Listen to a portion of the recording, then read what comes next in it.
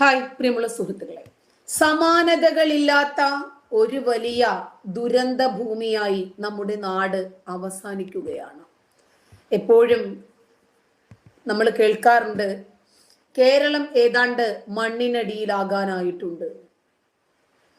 മണ്ണിനെ നോവിച്ച് പ്രകൃതിയോട് ഇണങ്ങാത്ത രൂപത്തിലുള്ള പ്രവൃത്തികൾ ചെയ്ത് മനുഷ്യൻ ഇരന്നു വാങ്ങിയതാണ് ഈ ദുരന്തം എന്നാണ് ഇപ്പോൾ ഇതുമായി ബന്ധപ്പെട്ട ആളുകൾ തന്നെ വ്യക്തമാക്കുന്നത്. മുണ്ടക്കൈയിലേക്ക് എത്തിയ പോലീസ് നായയുടെ ചിത്രമാണ് ഇന്ന് സോഷ്യൽ മീഡിയയിൽ വൈറലായിരിക്കുന്നത്. ഇപ്പോ ലോക്സഭാ പ്രതിപക്ഷ നേതാവ് രാഹുൽ ഗാന്ധിയും പ്രിയങ്ക ഗാന്ധിയും അടക്കമുള്ള മറ്റു കോൺഗ്രസ് നേതാക്കളും ദുരന്ത പ്രദേശത്ത് സന്ദർശനം നടത്തുന്ന വാർത്തയാണ് വരുന്നത്. നല്ലത്. സൈന്യത്തിന്റെ മികവാർന്ന പ്രവർത്തനത്തെ ഈ സാഹചര്യത്തിൽ നമ്മൾ അഭിനന്ദിച്ചേ മതിയാകൂ. കാരണം ഒരു നൂല് പോലെയുള്ള ഇരുമ്പ് വയറിൽ തൂങ്ങിയാടുവാണ് ഓരോ സൈനികന്റെ ജീവിതവും ദുരന്ത ഭൂമിയിൽ. ആ കമ്പിയിൽ പിടിച്ചു നിൽക്കുന്നു, വെള്ളച്ചാട്ടം വന്ന് ആ വെള്ളത്തിലേക്ക് അടിതെറ്റി വീഴുന്നു, വീണ്ടും ആ നൂൽ കമ്പിയിൽ പിടിച്ച് സ്വന്തം ജീവൻ രക്ഷപ്പെട്ടാൽ മാത്രമേ അക്കരയ്ക്ക് കിടക്കുന്ന ഒരുപാട് മനുഷ്യന്റെ ജീവൻ രക്ഷപ്പെടുത്താൻ സാധിക്കൂ. മരണപ്പാച്ചിലാണ്. ഇവരുടെ ആരെങ്കിലും ആണോ അത്? അല്ല. എന്നാൽ അല്ലേ? ആണ്. ഈ സാഹചര്യത്തിൽ നമ്മൾ രക്ഷപ്പെട്ടു കഴിഞ്ഞാൽ സൈനികരെ മറക്കുന്ന ഒരു വിഭാഗം ആളുകൾ ഉണ്ട് നമ്മളില്. പക്ഷേ വയനാട്ടിലെ ഉരുൾപൊട്ടൽ ഉണ്ടല്ലോ, ഈ മേഖലയിൽ രക്ഷിക്കാനാകുന്ന എല്ലാ ആളുകളെയും ഇതിനോടകം രക്ഷിച്ചതായിട്ടാണ് സൈന്യത്തിന്റെ അറിയിപ്പ്. അവിടെ ആരും ഇനിയും ജീവനോടെ ബാക്കിയില്ല. മികവാർന്ന പ്രവർത്തനമായിരുന്നു സൈന്യത്തിൻ്റെത് എന്ന് മുഖ്യമന്ത്രിയും കൂട്ടിച്ചേർത്തിട്ടുണ്ട്. ഇവിടെ ഒരു നാട് മുഴുവനും ദുരന്തത്തിന്റെ ഭാഗമായി മാറിയപ്പോൾ ഈ നാട്ടിലെ മുഴുവൻ ജനങ്ങളും ഒരുപോലെ ഒറ്റക്കെട്ടായി ഒരു ചങ്ങലയിലെ ഇതര കണ്ണികൾ എന്നതുപോലെ ഒത്തു നിൽക്കുന്ന, ഒരുമിച്ച് നിൽക്കുന്ന, സഹായിക്കാനും സഹകരിക്കാനും ആ ദുരന്തത്തിൽപ്പെട്ട മനുഷ്യന്മാരുടെ ജീവനു വേണ്ടി, ജീവിതത്തിന് വേണ്ടി എന്തും ചെയ്യാൻ ഇതുവരെ ഉണ്ടാക്കിയ മുഴുവൻ സമ്പാദ്യങ്ങളും നൽകാൻ തയ്യാറായി ഒരു വിഭാഗം പച്ചയായ മനുഷ്യരുണ്ട് ഇവിടെ. 15 മണ്ണുമാന്തി യന്ത്രങ്ങളാണ് എത്തിച്ചത്. ചൂരൽമലയിലെ കെട്ടിട അവശിഷ്ടങ്ങൾക്കിടയിൽ കുടുങ്ങിക്കിടക്കുന്ന ആളുകൾക്കു വേണ്ടി തെരച്ചിൽ ഊർജിതമാക്കിയിട്ടുണ്ട്. വീണ്ടും തകർന്ന വീടുകൾക്കുള്ളിൽ തെരച്ചിൽ നടത്താൻ മുണ്ടക്കൈയിൽ സ്നിഫർ ഡോഗുകളെയും ഉപയോഗിക്കുന്നുണ്ട്. മണ്ണും മരങ്ങളും ചെളിയും അടിഞ്ഞുകൂടിയ നിലയിലാണ് മിക്ക വീടുകളും. ഇനി കണ്ടെത്താനുള്ള 240 പേരിൽ സാധ്യമായവരെയൊക്കെ ജീവനോടെ കണ്ടെത്താൻ തന്നെയായിരുന്നു രക്ഷാദൗത്യത്തിലുള്ള ആളുകളുടെ ശ്രമം. അതൊരു പരിധിവരെ വിജയിക്കുകയും ചെയ്തു. ചൂരൽമലയിൽ നിന്നും മുണ്ടക്കൈയിൽ നിന്നും രക്ഷപ്പെട്ടെത്തിയ പരിക്കേറ്റ ആളുകൾ വയനാട്ടിലെയും കോഴിക്കോട്ടെയും മലപ്പുറത്തെയും വിവിധ ആശുപത്രികളിൽ ചികിത്സകളിലാണ്. പരിക്കില്ലാത്ത ആളുകൾ മേപ്പാടിയിലെയും പരിസര പ്രദേശങ്ങളിലെയും ദുരിതാശ്വാസ ക്യാമ്പുകളിലാണ്. പുലർച്ചെ 1:30യോടെയാണ് ഉരുൾപൊട്ടൽ ഉണ്ടായത് എന്ന് രക്ഷപ്പെടുത്തിയ ആളുകൾ പറയുന്നു.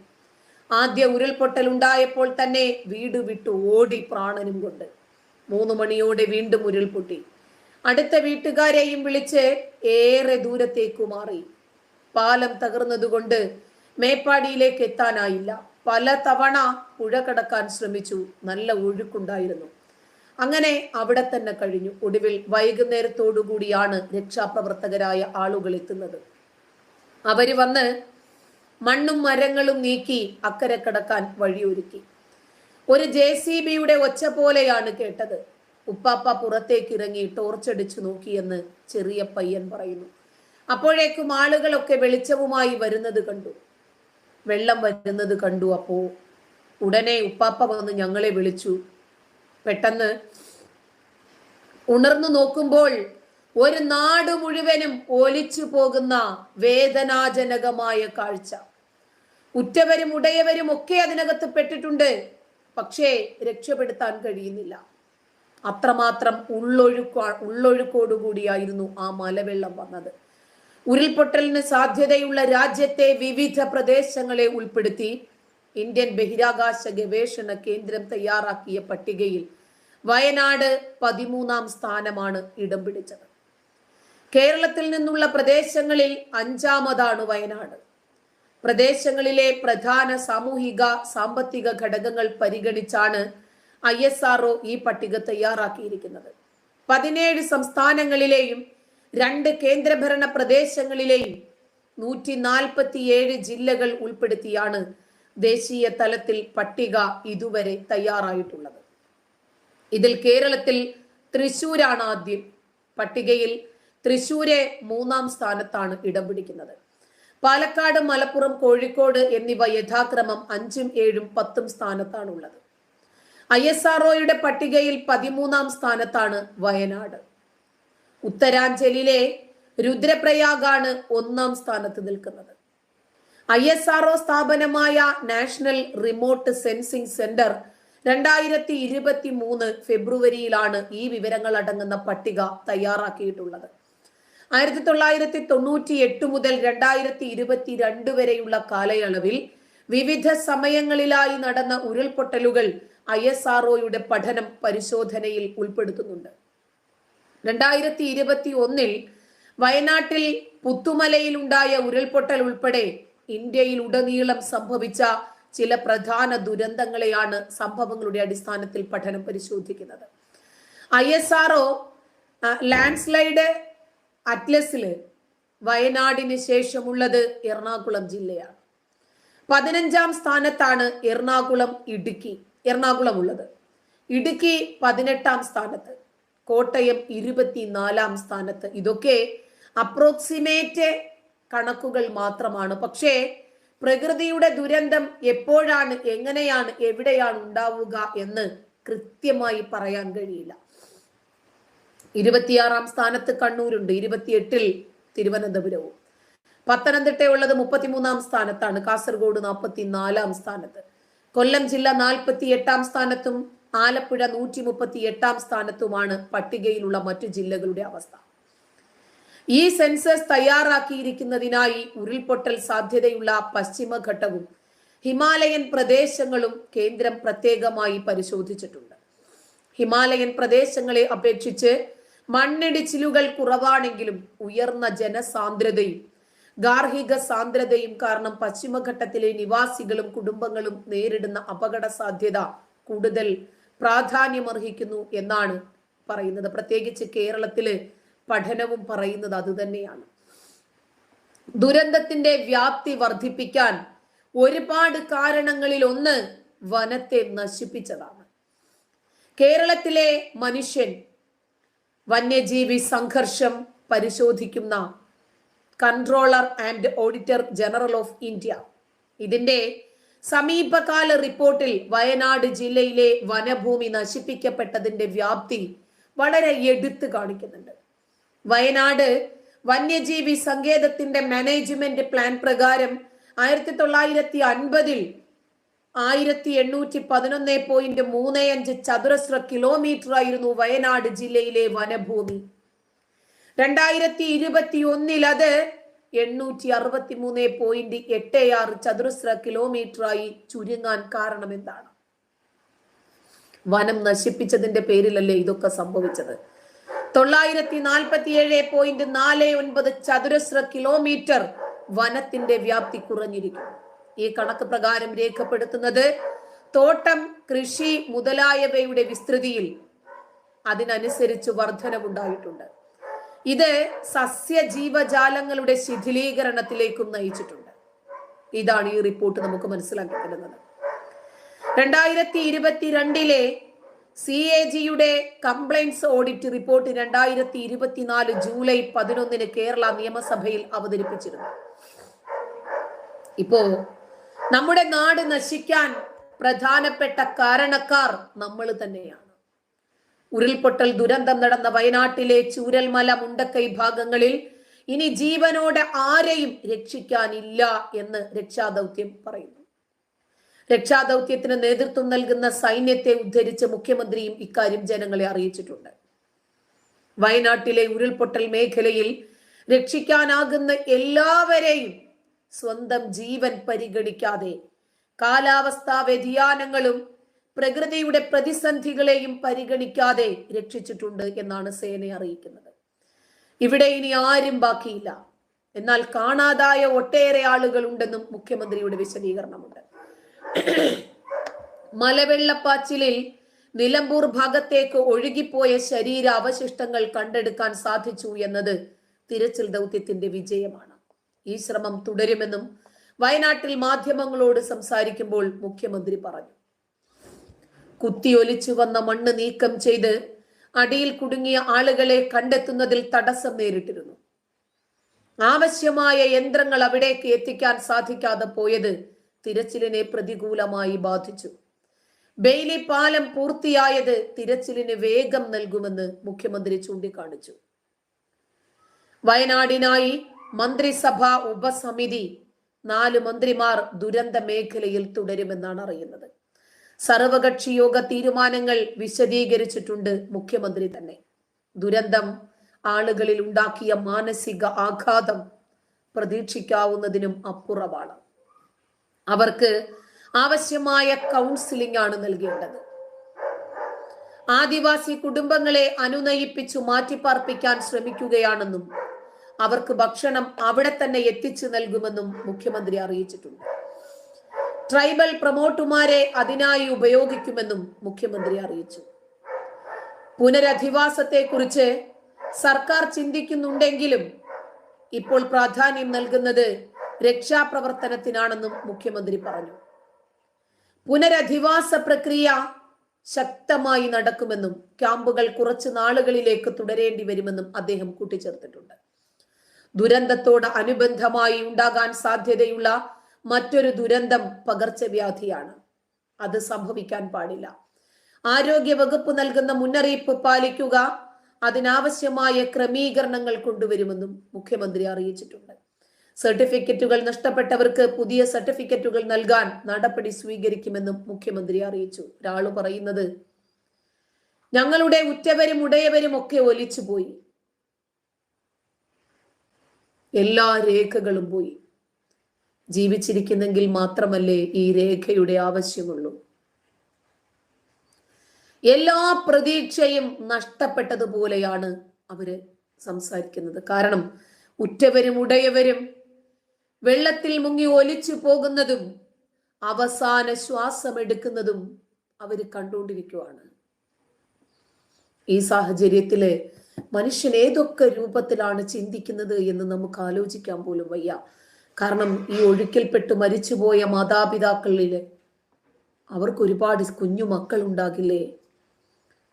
ആ മക്കളെ സംരക്ഷിക്കണ്ടേ? വയനാട്ടിൽ സംഭവിച്ച ഭയാനകമായ ദുരന്തത്തിൽ വിറങ്ങലിച്ചു നിൽക്കുകയാണ് കേരളക്കര. ഒറ്റ രാത്രി കൊണ്ട് ഒരുപാട് മനുഷ്യരും അവരുടെ അതുവരെ അധ്വാനിച്ചുണ്ടാക്കിയ സ്വത്തും സമ്പാദ്യങ്ങളും കഷ്ടപ്പെട്ട് ഒരു കൂട്ടിയ കൂട്, വീട് എല്ലാം കോരിയെടുത്ത് മലവെള്ളം ഇല്ലാതാക്കുമ്പോൾ അവർ നിസ്സഹായരാണ്. അപകടം നടന്ന 3-ാം പകലിലും രക്ഷാപ്രവർത്തനം പുരോഗമിക്കുമ്പോഴും ഒരുപാട് മനുഷ്യർ മണ്ണിനടിയിലാണ്. വയനാട്ടുകാർ ഇങ്ങനെ വേദനയിൽ ആണ്ടു നിൽക്കുമ്പോൾ മനുഷ്യത്വത്തിന്റെ പുതിയ നിർവചനങ്ങൾ കൊണ്ട് അവരെ ചേർത്ത് പിടിക്കുകയാണ് കേരളം.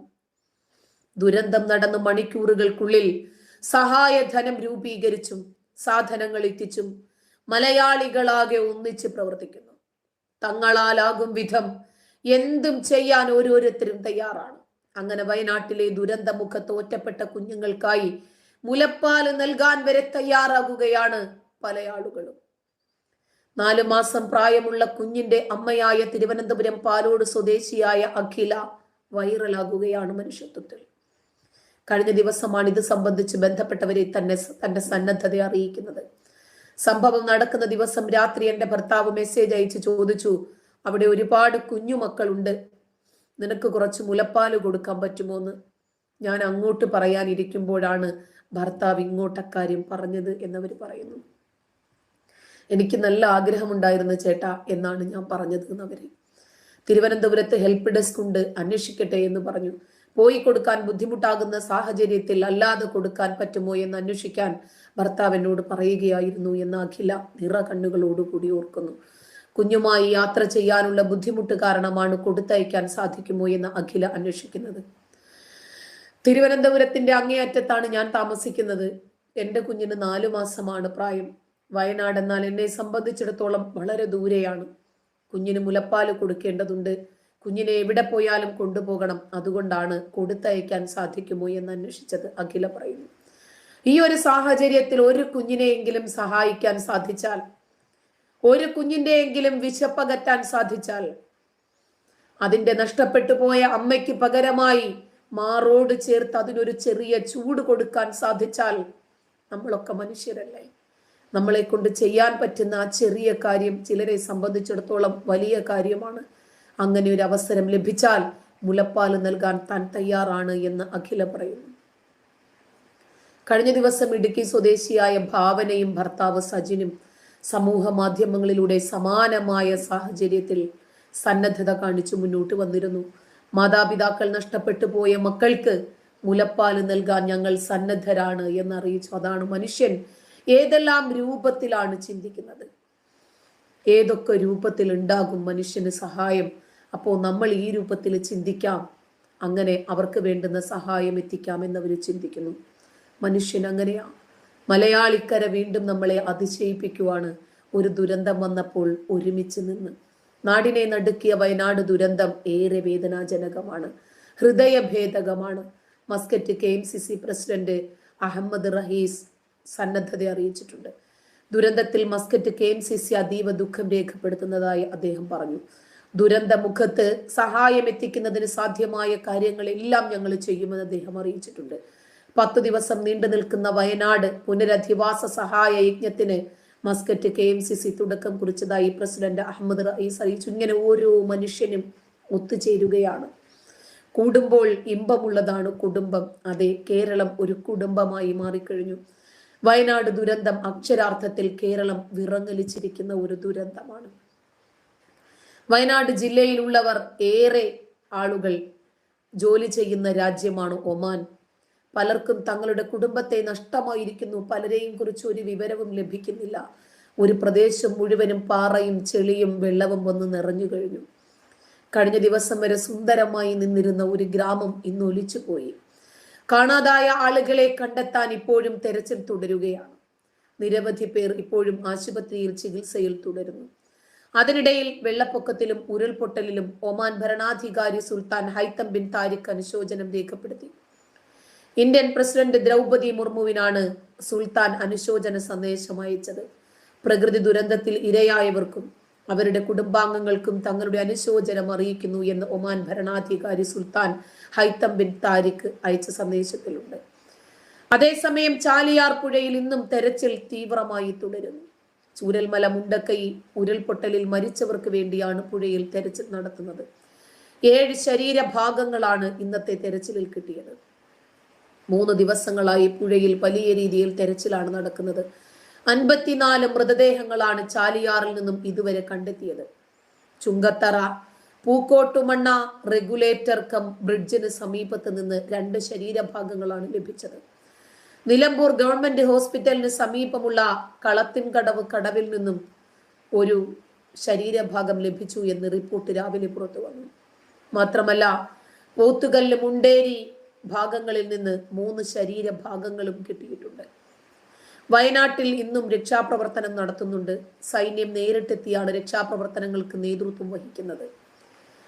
എല്ലാവരും ഒരുമിച്ച് നിൽക്കുകയാണ് ഈ ദുരന്തത്തിൽ. അതെ, നമ്മുടെ സഹോദരങ്ങളാണ്. നമ്മുടെ ആരൊക്കെയോ ആയിരുന്ന ആളുകൾ, നമ്മൾ ഇതുവരെ കണ്ടിട്ട് പോലും ഇല്ലെങ്കിൽ പോലും അവരൊക്കെ നമ്മുടെ ആരൊക്കെയോ ആയിരുന്നു. ഏതൊക്കെയോ ലോകത്തിന്റെ വിവിധ ഭാഗങ്ങളിൽ കിടക്കുന്ന ആളുകൾ പോലും അനുശോചനം രേഖപ്പെടുത്തുവാണ്. ഇപ്പോഴിതാ അനുശോചനം അറിയിച്ച് ലോക രാജ്യങ്ങൾ എത്തുന്നു. ചൈന, മാലദ്വീപ്, റഷ്യ, തുർക്കി, ഇവരൊക്കെ അനുശോചനം അറിയിക്കുകയാണ്. മരിച്ചവരുടെ കുടുംബത്തിന്റെ ദുഃഖത്തിൽ പങ്കുചേരുന്നതായും പരിക്കേറ്റവർ എത്രയും വേഗം സുഖം പ്രാപിക്കട്ടെ എന്നും ചൈനീസ് വിദേശകാര്യ മന്ത്രാലയ വക്താവ് ലിൻ ജിയാൻ മാധ്യമങ്ങളോട് പറയുന്നു. ദുരന്തത്തിൽ മാലദ്വീപ് പ്രസിഡന്റ് ഡോക്ടർ മുഹമ്മദ് മൊയ്സുവും വ്ളാദിമിർ പുടിനും അനുശോചിച്ചിട്ടുണ്ട്. അഗാധമായ ദുഃഖം രേഖപ്പെടുത്തുന്നതായി ഇന്ത്യൻ പ്രധാനമന്ത്രി നരേന്ദ്രമോദിക്കും രാഷ്ട്രപതി ദ്രൗപദി മുർമുവിനും അയച്ച സന്ദേശത്തിൽ എല്ലാവരും അറിയിക്കുന്നു. രക്ഷാപ്രവർത്തനത്തിന് കൂടുതൽ ഉപകരണങ്ങൾ ആവശ്യമുണ്ട് എന്ന വിലയിരുത്തൽ നടക്കുന്നു. മുഖ്യമന്ത്രിയുടെ നേതൃത്വത്തിൽ അവലോകന യോഗവും നടക്കുന്നു. അവശ്യ വസ്തുക്കൾ ശേഖരിച്ച് എല്ലാ സന്നദ്ധ രാഷ്ട്രീയ പ്രവർത്തകരും സ്ഥലത്തെത്തിക്കുന്നുണ്ട്. ഒന്നിനും ഒരു മുട്ടുമില്ലാതെ മുന്നോട്ട് പോകണം എന്ന് തന്നെയാണ് എല്ലാവരും ആഗ്രഹിക്കുന്നത്. ഇപ്പോ ഏതാണ്ട് 280 മരണം റിപ്പോർട്ട് ചെയ്തിട്ടുണ്ട്.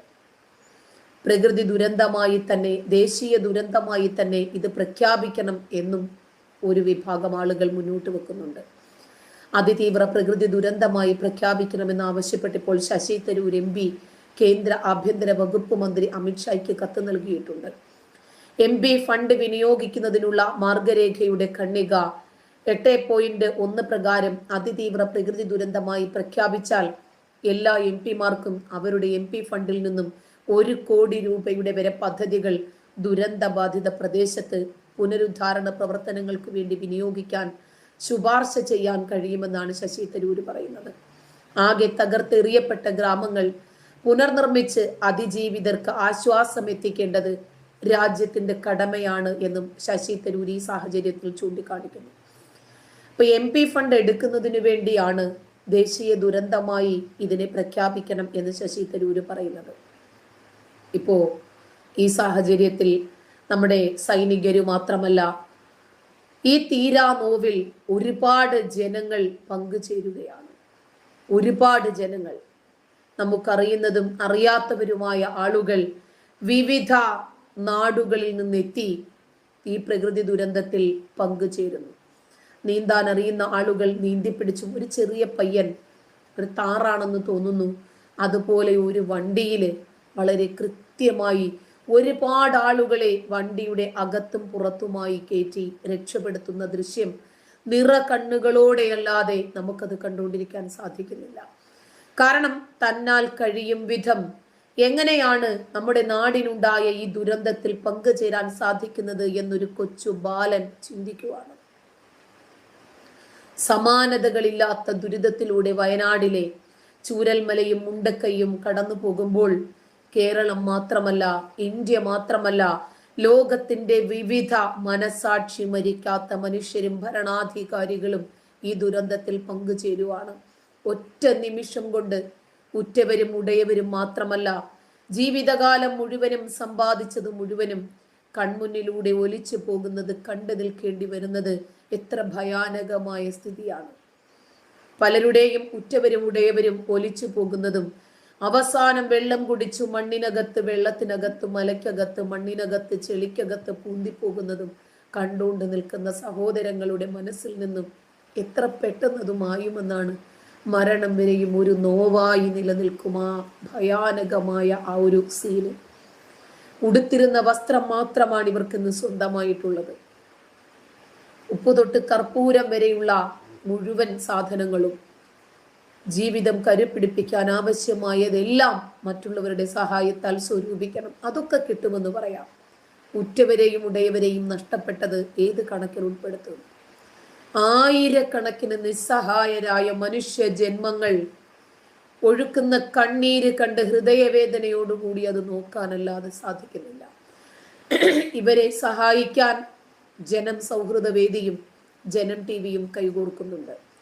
വയനാടിന്റെ കണ്ണീരൊപ്പാൻ ഒരുപാട് മനുഷ്യർ മുന്നിട്ടിറങ്ങിയിട്ടുണ്ട്, സംഘടനകൾ മുന്നിട്ടിറങ്ങിയിട്ടുണ്ട്, രാജ്യങ്ങൾ മുന്നോട്ട് വന്നിട്ടുണ്ട്. എന്നാൽ നമ്മൾ നൽകുന്ന സാധനങ്ങൾ അർഹതപ്പെട്ട ആളുകളുടെ കൈകളിൽ തന്നെ എത്തുന്നുണ്ടോ എന്ന് ഉറപ്പുവരുത്തേണ്ടത് കൊടുക്കുന്ന നമ്മുടെ ബാധ്യതയാണ്. ദുരന്തമുഖങ്ങളിൽ മനുഷ്യരുടെ അത്താണിയായ, സേവനത്തിന്റെ പര്യായമായ ഒരുപാട് ദേശീയ സുരക്ഷാ സംവിധാനങ്ങൾ നമ്മുടെ നാട്ടിൽ നിന്നുണ്ട്. സൗഹൃദ വേദി സേവാഭാരതിയുടെ കീഴിലുണ്ട്. മുഖ്യമന്ത്രിയുടെ ദുരിതാശ്വാസ നിധിയുണ്ട്, സ്നേഹനിധി പദ്ധതിയുണ്ട്. വയനാട്ടിലെ സഹോദരങ്ങൾക്ക് ഇപ്പോൾ നിത്യോപയോഗ സാധനങ്ങളും ഭക്ഷണ സാമഗ്രികളുമാണ് ആവശ്യമെന്നാണ് അറിയുന്നത്. നമ്മളത് നൽകാൻ ആഗ്രഹിക്കുന്നെങ്കിൽ ഒരുപാട് സംവിധാനങ്ങളുണ്ട്. അതുവഴി നമുക്ക് കൃത്യമായി അർഹതപ്പെട്ട ആളുകളിലേക്ക് സഹജീവികളോടുള്ള നമ്മുടെ എളിയ കരുതൽ എത്തുന്നുണ്ട് എന്ന് ഉറപ്പുവരുത്താനും നമ്മൾ സജ്ജരാണ്. ഇനിയും എത്ര പേര് ജീവനോടെ ഉണ്ട് എന്നറിയില്ല. എല്ലാവരും ജീവനോടെ ഉണ്ടാകട്ടെ. ജീവനോടെയുള്ള മുഴുവൻ ആളുകളെയും രക്ഷപ്പെടുത്തി എന്നാണ് അറിയാൻ കഴിയുന്നത്. 280 പേര് മരിച്ചു എന്ന് പറയുമ്പോൾ നമ്മൾ ഈ വാർത്ത കേൾക്കുമ്പോൾ വെറും 26 പേര് മരണപ്പെട്ടു. പിന്നീട് അത് 46 ആകുന്നു, പിന്നീട് അത് 100ലേക്ക് പോകുന്നു, ദ്രുതഗതിയിൽ 200ലേക്ക് പോകുന്നു. ഇപ്പോഴിതാ 280 നിൽക്കട്ടെ എന്ന് ആഗ്രഹിക്കാം. കാണാതായ ആളുകൾ എവിടെയെങ്കിലും ജീവനോടെ ഉണ്ടോ എന്നറിയില്ല. രക്ഷിക്കാൻ കഴിയുന്ന മുഴുവൻ ആളുകളെയും രക്ഷിച്ചു എന്നാണ് പട്ടാള മേധാവി പറയുന്നത്. ദുരന്ത ഭൂമിയിൽ ജീവനോടെ ആരുമില്ല എന്ന് സൈന്യം അറിയിച്ചതായി മുഖ്യമന്ത്രിയും പറഞ്ഞു. വയനാട് ഉരുൾപൊട്ടലിനെ ദേശീയ ദുരന്തമായി പ്രഖ്യാപിക്കണമെന്ന് മുഖ്യമന്ത്രി സർവകക്ഷി യോഗത്തിന് ശേഷം മാധ്യമങ്ങളോട് സംസാരിക്കുമ്പോൾ പറഞ്ഞു. ഗുരുതരമായ പ്രശ്നം മാനസിക ആഘാതമാണ്. അത് നമ്മൾ പ്രതീക്ഷിക്കുന്നതിനും അപ്പുറത്താണ്. ആവശ്യമായ കൗൺസിലിംഗ് അവർക്ക് നൽകും. നിലവിൽ അവർക്ക് നൽകി വരുന്നുമുണ്ട്. കൂടുതൽ പറ്റിയ ഏജൻസികളെ ചുമതലപ്പെടുത്തും. ചാലിയാറിൽ തിരച്ചിൽ തുടരാൻ തീരുമാനിച്ചെന്നും ദുരിതാശ്വാസ ക്യാമ്പുകൾ കുറച്ചുനാൾ കൂടി തുടരുമെന്നും നല്ല രൂപത്തിൽ പുനരധിവാസം നടത്തുമെന്നും മുഖ്യമന്ത്രി പറഞ്ഞിട്ടുണ്ട്. കാണാതായ ഒട്ടേറെ ആളുകളെ ഇനിയും കണ്ടെത്താനുണ്ട്. മരണപ്പെട്ടവരെ നമുക്ക് കണ്ടെത്താൻ സാധിച്ചിട്ടുണ്ട്. ഒരു ഭാഗം ചിതറിയ ശരീരമാണ് കിട്ടിയത്. ഇത് ഏത് മുഖത്തിൻ്റെതാണ് എന്ന് തിരിച്ചറിയാൻ കഴിയുന്നില്ല. ഇനിയും ആളുകളെ കണ്ടെത്താനുണ്ട് എന്നാണ് പ്രതീക്ഷിക്കുന്നത്. പ്രദേശത്തേക്ക് കടന്ന് മണ്ണ് നീക്കം ചെയ്യാനുള്ള പ്രവൃത്തികൾക്ക് ആവശ്യമായ മെഷീൻ ഉണ്ടായില്ല എന്നത് പ്രധാനപ്പെട്ട ഒരു വില്ലനായി നിന്നു. ബെയിലി പാലം വന്നതോടെ ഒരു പരിധിവരെ അതിന് പരിഹാരമായി. ഇനി അതിലൂടെ മിഷനറികൾ കടത്താൻ സാധിക്കുമെന്നാണ് പ്രതീക്ഷിക്കുന്നത്. അങ്ങനെ കെട്ടിടത്തിനുള്ളിൽ ആരെങ്കിലും ഉണ്ടോ എന്ന് മനസ്സിലാക്കാൻ സാധിക്കും. ചാലിയാർ പുഴയിൽ ശരീരഭാഗങ്ങൾ കണ്ടെത്തുന്നത് തുടരുന്നുണ്ട്. പുനരധിവാസം ഫലപ്രദമായി നടത്തേണ്ടുന്ന ഒരു കാര്യമാണ്. നിലവിൽ ആളുകളെ ക്യാമ്പിൽ താമസിപ്പിക്കുന്നുണ്ട്. അത് സ്ഥിരവാസമല്ല. കൃത്യമായി അവരെ പുനരധിവസിപ്പിക്കും. മുൻ അനുഭവം വെച്ച് കൂടുതൽ നല്ല നിലയിൽ അത് സ്വീകരിക്കുമെന്നാണ് അദ്ദേഹം പറഞ്ഞത്. ക്യാമ്പ് കുറച്ചുനാൾ കൂടി ഈ രൂപത്തിൽ തുടർന്നേ മതിയാകും. ഓരോ കുടുംബത്തിനും അവരുടെ സ്വകാര്യത കാത്തു സൂക്ഷിക്കാൻ വിധത്തിലുള്ള ക്യാമ്പായിരിക്കും ഉണ്ടാക്കുക. ക്യാമ്പിനകത്തേക്ക് മാധ്യമങ്ങൾക്ക് പ്രവേശനമില്ല. കാണണമെങ്കിൽ അവരെ പുറത്തു വിളിച്ച് കാണണം. ആളുകളെ കാണാൻ വരുന്നവരും അകത്ത് കടക്കരുത്. അവരെ ക്യാമ്പിന് പുറത്തു വെച്ച് കാണുക. അങ്ങനെ അവർക്ക് എന്തെങ്കിലും വാർത്തകൾ റിപ്പോർട്ട് ചെയ്യണമെങ്കിൽ പുറത്തായിക്കോ. ഈ ക്രമീകരണമാണ് ലക്ഷ്യം വെക്കുന്നതെന്ന് മുഖ്യമന്ത്രി പറഞ്ഞു. തദ്ദേശ ജനപ്രതിനിധികളും ഉദ്യോഗസ്ഥരും നല്ല നിലയിൽ പ്രവർത്തിക്കുന്നു. ആവശ്യമായ സഹായം അവർക്ക് എത്തിക്കുന്നുണ്ട്. അതേസമയം നേരിട്ടുള്ള സഹായം അനുവദിക്കില്ല എന്ന് മുഖ്യമന്ത്രി വ്യക്തമാക്കി. കുട്ടികളുടെ വിദ്യാഭ്യാസത്തിന് ഒരു തടസ്സവും ഉണ്ടാകരുത്. നല്ല പ്രാമുഖ്യം അതിന് കൊടുക്കും. കുട്ടി എവിടെയാണ് അവിടെ ഇരുന്ന് തന്നെ വിദ്യാഭ്യാസം ലഭിക്കാനുള്ള സജ്ജീകരണം വിദ്യാഭ്യാസ വകുപ്പും തദ്ദേശ ഭരണകൂടവും സ്വീകരിക്കും. നാം വലിയ ഒരു ദുരന്തത്തിൽ നിന്നും മറ്റൊന്നിലേക്ക് പോകരുത്. പകർച്ചവ്യാധികൾ തടയപ്പെടണം. എല്ലാവരും സഹകരിക്കണം.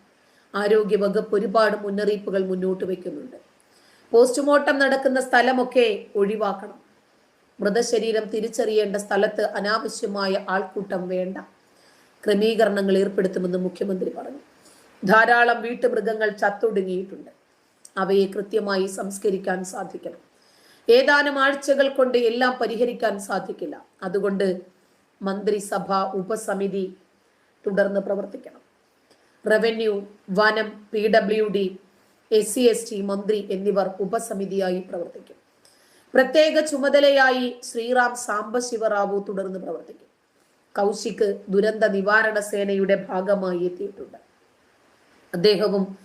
അദ്ദേഹത്തിനും തുടർന്ന് പ്രവർത്തിക്കാൻ സാധിക്കും. വീടിനൊപ്പം സർട്ടിഫിക്കറ്റ് നടത്തുന്നവർക്ക് മുൻകാലത്തെ പോലെ അത് പുനഃസൃഷ്ടിച്ചു കൊടുക്കും. ഏകോപിതമായി പ്രവർത്തിച്ച് മുന്നോട്ട് പോകുമെന്നും മുഖ്യമന്ത്രി വ്യക്തമാക്കിയിട്ടുണ്ട്. ഇനിയും ബെയ്ലി പാലത്തെ കുറിച്ചിട്ടാണ് ജനങ്ങൾ സംസാരിക്കുന്നത്. എന്താണ് ബെയ്ലി പാലത്തിന്റെ പ്രത്യേകത?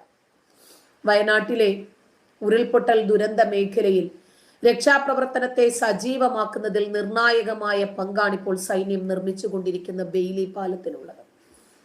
പാലത്തിന്റെ നിർമ്മാണ പ്രവർത്തനത്തിന്റെ അവസാന ഘട്ടത്തിലേക്ക് എത്തിയിട്ടുണ്ട്.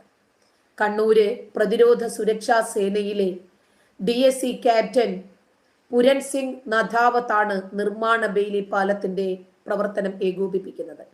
മുണ്ടക്കൈയിൽ 190 അടി നീളത്തിലാണ് പാലം നിർമ്മിക്കുന്നത്. 24 ടൺ ഭാരം വഹിക്കാൻ ശേഷിയുള്ള പാലമാണിത്. നീളം കൂടുതലായതുകൊണ്ട് പുഴയ്ക്കു മധ്യത്തിൽ തൂണ് സ്ഥാപിച്ചിട്ടാണ് പാലം നിർമ്മിക്കുന്നത്. ഡൽഹിയിൽ നിന്നും കണ്ണൂർ വിമാനത്താവളത്തിൽ വിമാനം വഴി എത്തിച്ച സാമഗ്രികൾ വയനാട്ടിലേക്ക് ട്രക്കുകളിലാണ് കൊണ്ടുവന്നത്. ദുർഘടമായ പ്രദേശങ്ങളിൽ അടിയന്തര സാഹചര്യങ്ങളിൽ താൽക്കാലികമായി പണിയുന്ന പാലമാണ് ബെയ്ലി. ഉരുക്കുകൊണ്ട് ഏറ്റവും ഉയരത്തിൽ നിർമ്മിക്കുന്ന സവിശേഷമായ പാലമാണിത്. പ്രധാനമായും ദുർഘട സന്ദർഭങ്ങളിൽ പാലം ഒലിച്ചു പോകുകയും റോഡുകൾ തകരുകയും ചെയ്യുന്നതിലൂടെ ഏതെങ്കിലും പ്രദേശങ്ങൾ ഒറ്റപ്പെട്ടു പോകുമ്പോഴും സൈനിക ആവശ്യങ്ങൾക്കു വേണ്ടിയുമാണ് ഇന്ന് ഇത്തരം പാലം നിർമ്മിക്കുന്നത്. ആദ്യമേ തയ്യാറാക്കി വെച്ച ഭാഗങ്ങൾ പെട്ടെന്ന് തന്നെ ഇത് നിർമ്മിക്കേണ്ട സ്ഥലത്തെ എത്തിച്ച് കൂട്ടിച്ചേർത്താണ് ബെയ്ലി പാലം സജ്ജമാക്കുന്നത്. താൽക്കാലികമായി തയ്യാറാക്കുന്ന ഇത് എടുത്തു മാറ്റാവുന്ന തരത്തിലാണ് സജ്ജീകരിച്ചിരിക്കുന്നത്. ഉരുക്കും തടിയുമാണ് പാലം നിർമ്മിക്കാൻ പ്രധാനമായും വേണ്ടത്. അടിയന്തര ഘട്ടങ്ങളിൽ വളരെയധികം പ്രയോജനകരമാണിത്. സാധാരണഗതിയിൽ ചെറിയ വാഹനങ്ങൾക്ക് പോകാൻ കഴിയുന്ന തരത്തിലാണ് ഇത് തയ്യാറാക്കിയിരിക്കുന്നത്. ക്ലാസ് 40 ടൺ, ക്ലാസ് 70 ടൺ എന്നിങ്ങനെ ഭാരം താങ്ങാനുള്ള ശേഷി അനുസരിച്ചിട്ടാണ് പാലം നിർമ്മിക്കപ്പെട്ടത്. 1942 രണ്ടാം ലോക മഹായുദ്ധ സമയത്ത് ബ്രിട്ടീഷുകാരനായ ഡൊണാൾഡ് ബെയ്ലിയാണ് ആദ്യമായി ഇത്തരം ഒരു പാലം നിർമ്മിക്കുന്നത്. വടക്കൻ ആഫ്രിക്കയിൽ ബ്രിട്ടീഷ് സൈന്യത്തിനായി ആദ്യ പാലം നിർമ്മിക്കപ്പെട്ടു. ആദ്യമായി ഈ പാലം നിർമ്മിച്ചത് ആവോൺ നദിക്കും സ്റ്റൗർ നദിക്കും ഇടയ്ക്കുള്ള ചതുപ്പ് പ്രദേശത്തെ, അതായത് സ്റ്റാൻഡ് പിച്ച് ചതുപ്പുകൾ എന്നാണ് അത് അറിയപ്പെടുന്നത്, അതിന് കുറുകെ മുറിക്കുന്ന മദർ സില്ലേസ് ചാനലിന് മുകളിലൂടെയാണിത്. ഡൊണാൾഡ് ബെയ്ലിയെ സംബന്ധിച്ച് പാലം നിർമ്മിക്കുക എന്നതൊരു ഹോബിയായിരുന്നു. അതിൽ ഒരു പാലത്തിന്റെ മാതൃക തന്റെ ഉന്നത ഉദ്യോഗസ്ഥനെ കാണിക്കുകയും അതിലെ സാധ്യതകൾ മനസ്സിലാക്കി അദ്ദേഹം അത് നിർമ്മിക്കാൻ ഡൊണാൾഡ് ബെയ്ലിക്ക് അനുമതി നൽകുകയും ചെയ്തു. മിലിറ്ററി എഞ്ചിനീയറിംഗ് എസ്റ്റാബ്ലിഷ്മെന്റിൽ ഈ പാലം ഉണ്ടാക്കി പരീക്ഷിച്ചു. താങ്ങുപാലം, ആർച്ചുപാലം, പരന്ന ട്രസ്റ്റ് പാലം എന്നിങ്ങനെ പല രൂപത്തിലും പാലം നിർമ്മിച്ചു നോക്കി. അതിവേഗത്തിൽ നിർമ്മിക്കാമെന്നതും നിർമ്മിക്കാൻ പ്രത്യേക ഉപകരണങ്ങളുടെ ആവശ്യമില്ല എന്നുള്ളതുമാണ് ബെയ്ലി പാലത്തിന്റെ ഹൈലൈറ്റ്. ആദ്യമേ തയ്യാറാക്കപ്പെട്ട ഇതിന്റെ ഭാഗങ്ങൾ കൂട്ടിച്ചേർക്കാൻ ഭാരം കൂടിയ യന്ത്രങ്ങളും വേണ്ട. തടി കൊണ്ടും സ്റ്റീല് കൊണ്ടുമാണ് ഇവയുടെ ഓരോ ഭാഗങ്ങളും നിർമ്മിക്കപ്പെട്ടിരിക്കുന്നത്. പൊതുവിൽ ഭാരം കുറഞ്ഞ ഇത് ഒരു സ്ഥലത്ത് നിന്നും മറ്റൊരിടത്തേക്ക് ട്രക്കിൽ കൊണ്ടുപോകാൻ പ്രയാസമില്ല. ഭാരം കുറഞ്ഞ ഭാഗങ്ങളായതുകൊണ്ട് കൈകൊണ്ട് തന്നെ വച്ച് പിടിപ്പിക്കാൻ സാധിക്കും. ക്രെയിനിന്റെ ആവശ്യം പോലുമില്ല. ഇതൊക്കെയാണെങ്കിലും സുരക്ഷയ്ക്കോ ഉറപ്പിനോ ഒരു വിട്ടുവീഴ്ചയും ബെയ്ലി പാലം തയ്യാറല്ല. ഇതിലൂടെ വലിയ ടാങ്കുകളെ വരെ എളുപ്പത്തിൽ കൊണ്ടുപോകാൻ സാധിക്കും. സിവിൽ എഞ്ചിനീയറിംഗിൽ ഇവ വളരെയധികം കാര്യങ്ങൾക്കായി ലോകവ്യാപകമായി ഉപയോഗിക്കുന്നുണ്ട്. ഇത്തരം പാലങ്ങൾ കൂടുതലായി ഉപയോഗിക്കുന്നത് ബ്രിട്ടീഷ്, കനേഡിയൻ, അമേരിക്കൻ കരസേനയാണ്. ഇന്ത്യയിൽ ആദ്യമായി സൈനികർക്ക് ആവശ്യമായ ഇത്തരം പാലം നിർമ്മിച്ചത് കാശ്മീരിലാണ്. ലഡാക്കിലെ ദ്രാസ് നദിക്കും സുറു നദിക്കും ഇടയിലാണ് നിർമ്മിച്ചത്. അതിന് 30 മീറ്റർ, അതായത് 98 അടി നീളമുണ്ടായിരുന്നു. സമുദ്രനിരപ്പിൽ നിന്നും 5602 മീറ്റർ ഉയരത്തിലാണ് ഇത് സ്ഥിതി ചെയ്യുന്നത്. ഇന്ത്യൻ ആർമി ആയിരുന്നു ഇതിന്റെയും നിർമ്മാണം. ഇന്ത്യയിൽ ആദ്യമായി സിവിലിയൻ ആവശ്യങ്ങൾക്കായി ബെയ്ലി പാലം നിർമ്മിച്ചത് കേരളത്തിൽ തന്നെയാണ്. പമ്പാ നദിക്ക് കുറുകെയായിരുന്നു അത്. പത്തനംതിട്ട റാന്നിയിലെ പമ്പാ നദിക്ക് കുറുകെയുള്ള 36 വർഷം പഴക്കമുള്ള റാന്നി പാലം തകർന്നപ്പോഴാണ് പകരം ഇത്തരം ഒരു പാലം താൽക്കാലികമായി സൈന്യം നിർമ്മിച്ചത്. അടുത്ത 2 മാസത്തേക്ക് ഈ പാലത്തിലൂടെയാണ് ഭാരം കുറഞ്ഞ വാഹനങ്ങൾ നദി കടന്നത്. 1996 നവംബർ 8 റാന്നിയിൽ സൈന്യം ബെയ്ലി പാലം നിർമ്മിച്ചത്. എല്ലാ രൂപത്തിലും ജനങ്ങൾ ഒരുമിച്ച് നിന്ന് പൊരുതുകയാണ് ഈ ഒരു പ്രയാസത്തിൽ നിന്നും കരകയറുന്നതിന് വേണ്ടി. ഇത് മാത്രമല്ല, നമ്മുടെ നാടിന്റെ വിവിധ ഭാഗങ്ങളിൽ ഒരുപാട് പ്രയാസങ്ങൾ നടക്കുന്നുണ്ട്. ഒരുപാട് അപകടങ്ങൾ ഈ മഴ മൂലം തന്നെ നടക്കുന്നുണ്ട്. ഒരു പക്ഷേ വയനാട്ടിൽ മാത്രമാണ് എന്ന് നമ്മൾ ധരിച്ചു പോയി. അല്ല, തൃശ്ശൂരിലെ ഉരുൾപൊട്ടൽ ഭീഷണി ഉണ്ട് എന്ന മുന്നറിയിപ്പ് വടക്കാഞ്ചേരി അകമലയിലെ ജനങ്ങളോട് മാറി താമസിക്കാൻ ആവശ്യപ്പെട്ടിട്ടുണ്ട്. മലവെള്ളപ്പാച്ചിലിൽ നിന്ന് ഉടൻ രക്ഷപ്പെട്ടോ എന്ന പ്രവചന കഥ ഇന്ന് സോഷ്യൽ മീഡിയയിൽ വൈറലാകുകയാണ്. ഓർമ്മയാകില്ല, വെള്ളാർമലയിൽ പുതിയ സ്കൂൾ കെട്ടിടം ഉയരുമെന്ന് ഉറപ്പു നൽകിയിരിക്കുകയാണ് വിദ്യാഭ്യാസ മന്ത്രി. വയനാടിനു വേണ്ടി പ്രത്യേക പ്രാർത്ഥനയുമായി കുറെ ആളുകൾ ഒരു ഭാഗത്തുണ്ട്, പ്രയത്നവുമായി മറ്റൊരു ഭാഗം ആളുകളുണ്ട്, സാമ്പത്തിക സഹായം നൽകുന്നതിന് വേണ്ടി മറ്റൊരു വിഭാഗം ആളുകളുണ്ട്. ഇപ്പോ നഷ്ടപ്പെട്ടു പോയ മാതാപിതാക്കളുടെ ആ ഒരു കുറവ് നികത്താൻ മുലപ്പാല് നൽകാൻ വരെ അമ്മമാരും റെഡിയാണ്. അങ്ങനെ എല്ലാ രൂപത്തിലും മനുഷ്യൻ ഒരുമിക്കുന്ന വല്ലാത്ത ഒരു സീനാണ് നമ്മൾ ഇന്ന് സോഷ്യൽ മീഡിയയിലൂടെ കണ്ടുകൊണ്ടിരിക്കുന്നത്. എന്തായിരുന്നാലും ഉരുൾപൊട്ടൽ ഉണ്ടാകുന്നതിന് മണിക്കൂറുകൾക്ക് മുമ്പ് തന്നെ ന്യൂസ് നൽകി ജനങ്ങളെ അറിയിച്ച ഒരുപാട് മാധ്യമങ്ങളുണ്ട്. പക്ഷേ വാർത്തകൾ വൈറലാക്കാൻ അത് സഹായകമായെങ്കിലും ഫേക്കായിട്ടുള്ള വാർത്തകളും ധാരാളം വരുന്നുണ്ട്. അതുകൊണ്ട് ജനങ്ങൾക്കറിയാം ഏത് വാർത്തയാണ് നമ്മൾ ഉൾക്കൊള്ളേണ്ടത്, ഏതാണ് സത്യസന്ധമായ വാർത്ത എന്ന് ജനങ്ങൾക്കറിയാം. അതുകൊണ്ട് 280 പേരുടെ മരണത്തിൽ അനുശോചനം രേഖപ്പെടുത്തുകയല്ലാതെ ആ മരിച്ച ആളുകളുടെ ബന്ധുക്കൾക്ക് ക്ഷമയും സമാധാനവും തിരിച്ചു കിട്ടട്ടെ എന്നല്ലാതെ ഒന്നും പറയാനില്ല. നന്ദി.